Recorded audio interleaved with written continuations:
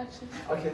So we'll go to business objectives itself. So a business can set different kind of objectives. One of the objectives of business will set is survival. Survival simply means continuity. You just want to ensure that you continue with the business. So we have two sets of businesses here. We have existing business and a new business. So we're going to start with a new business. For a new business, there's possibility that a new business will not make profit at initial stage.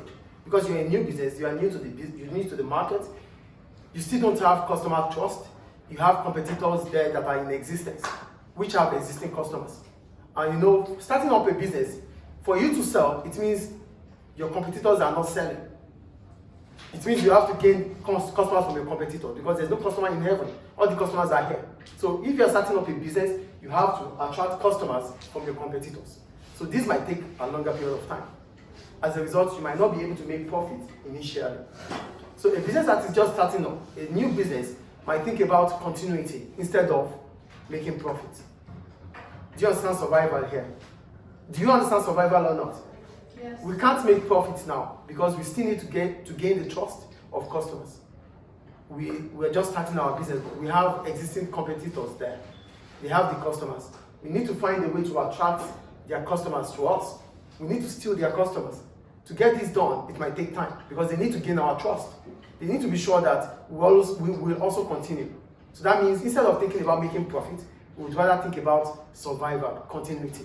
Because our consistency might make them to trust us. Then they can start buying from us. Do we understand survival for a new business?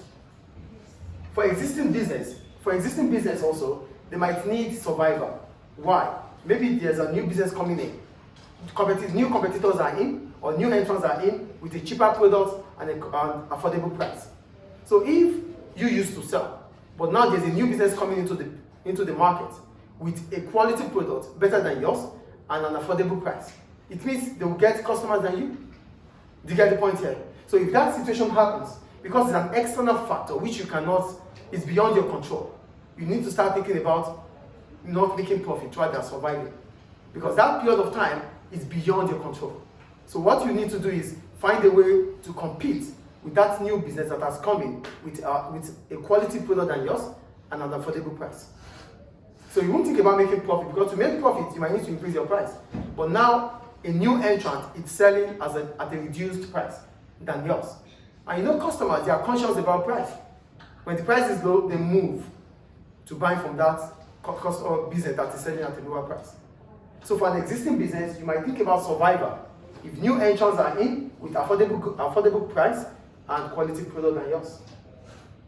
Another reason why an existing business might think about survival is because of economic recession.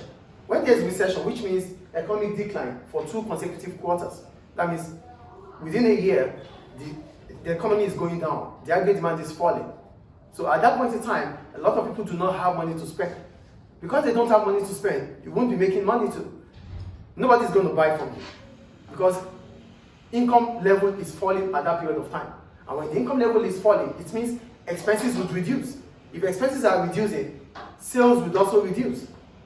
So at that point in time, instead of thinking about making profit, you rather think about surviving that period of time. Do we understand survival here? Survival for a new business, because there's no customer in heaven, we need these customers, they need to trust us. Trusting us means we being consistent. So consistency will bring about surviving. For an existing business, a new entrant might come in, which is beyond your control, or economic decline, or recession, which is also beyond your control. At that point in time, you can only think about survival instead of making profit. Do we understand the reason why a business might think about surviving at a point in time? Do we understand, please? Yeah. Now go to profit maximization. Most of the business, they are existing because they want to make profit. So without profit, they don't even want to start up a business. So mostly, more than 80% of businesses in the world are profit maximizing firms. They want to make profit. That is why they are in existence. So for a business that wants to make profit, that wants to make the highest possible profit, it will have to find a way to reduce its cost as much as possible and to set its price at the highest possible price in the market, because it's about profit maximization. Do we get the point here? Our objective is to profit maximize. We want to maximize profit. To maximize profit is either we reduce the cost as much as we can or raise the price as high as we can. This two things will bring about, stop that please already, and sit properly. These two things will bring about conflict between stakeholders. Because a business wants to set up, wants to reduce its costs as much as possible, it might have to reduce the wages paid to its employees.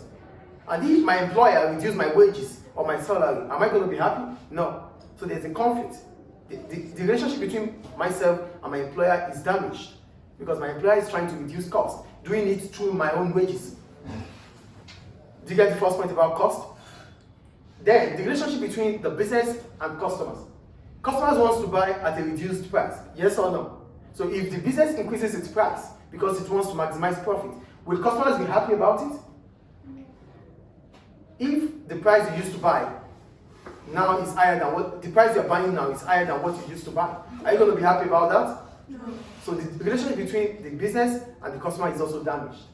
So for a profit maximizing firm, it might have this situation, a damaged relationship between its stakeholders like employers or customers. And most businesses that try to use profit maximization might use a pricing strategy called price skimming. For price skimming, you set the price as high as possible for a product that you think it has quality. So before others will be attracted, other competitors will be attracted into the business, you already made your profits. Or before your customer loyalty gets damaged. Because setting a higher price, customers might buy because they don't have options. But as soon as they are competitors, they stop buying from you. In as much as your competitors are selling below what you are selling, below the price you are selling. So that's why I'm talking about loyalty here. Customer loyalty is damaged. So they will continue to buy because they don't have options. But as soon as they have options, they stop buying from you. How can they have these options? In a market that the price is high, it attracts a lot of competitors. Because all competitors will be attracted to that because a higher price will bring about a higher profit. So a lot of businesses will come into that market and the market becomes flooded. If the market becomes flooded, choices for customers increases. As a result of that, prices would fall. Do you understand profit maximization here? The third one, sales maximization. For sales maximization, we're talking about selling as much as possible in the market. So your aim is to sell as much as possible. Because when you're able to sell as much as possible, it can increase your revenue. So a business might set its aim at increasing sales. So to do this, you might have to reduce the price of your product. Because the lower the price, the higher the quantity demanded, the law of demand. Do you understand sales maximization here? Do you understand, please? And the next one is market share. And when we're talking about market share, we're talking about the percentage of what you sell compared to your competitors. Total brand sales divided by the total market share, market sale multiplied by 100. So a business might aim at selling the highest possible in the market by gaining more customers. Because when the business is having the highest market share, it means it's increasing its output. It has to produce more.